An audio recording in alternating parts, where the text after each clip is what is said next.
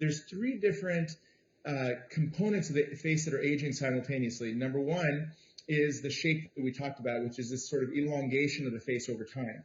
And then there's the loss of volume, right? There's the fat pads that are underneath the skin that start to lose volume as time goes on. So that's a deflation effect that happens. And then the third area is the wear and tear on the skin from sun damage, genetics, lifestyle, etc. So for me, the way to really turn back the clock and make it look very natural and truly make somebody look like they did, in a certain decade is to address all three of these areas together. So in her case, we did a very traditional, multi-level or a comprehensive approach where we restored the shape of the face with a vertical restore. We treated the eyes with blepharoplasties. And then we enhanced the volume with the fat transfer, and then finally took care of the skin with the laser resurfacing. So when you treat everything together, that's effectively like what you do when you're trying to restore a home. Instead of treating just parts of the kitchen, for example, the countertops and the flooring, here we're treating the entire kitchen so that when you walk in, it just looks like this is how it's supposed to look, as opposed to bits of old and bits of new all put together. And that also is another reason why people look natural.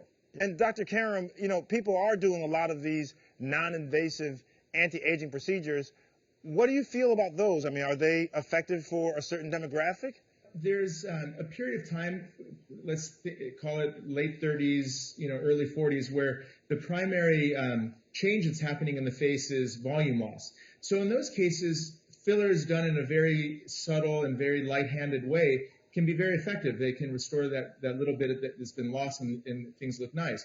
But once you get to a point where the fascia is, sort of sagging and drifting downward, that's a common mistake that I think a lot of people make, is they assume that they can fill that problem away by putting in a lot of filler in the cheeks or putting a lot of filler along the jawline. And what ends up happening is people start to look different than they ever have because of this excessive volume. And that in of itself is a natural and strange look.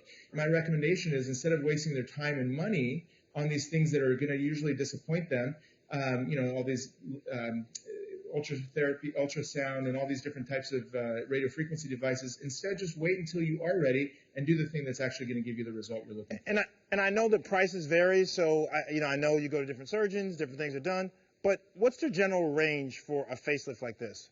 It depends on the specific procedures that we're putting all together, because there's scenarios where somebody just needs a fat transfer, and that's something that ranges in the $10,000 to $12,000 range. Somebody who needs just the lift by itself, that's somewhere in the 20s, and then when you put it all together, it can get up to $50,000 in some cases. And there is a range, as you said, between different surgeons, but it all depends on the combination of the procedures that are being done together. Well, Dr. Karam, thank you so much. Carol Ann, you look great.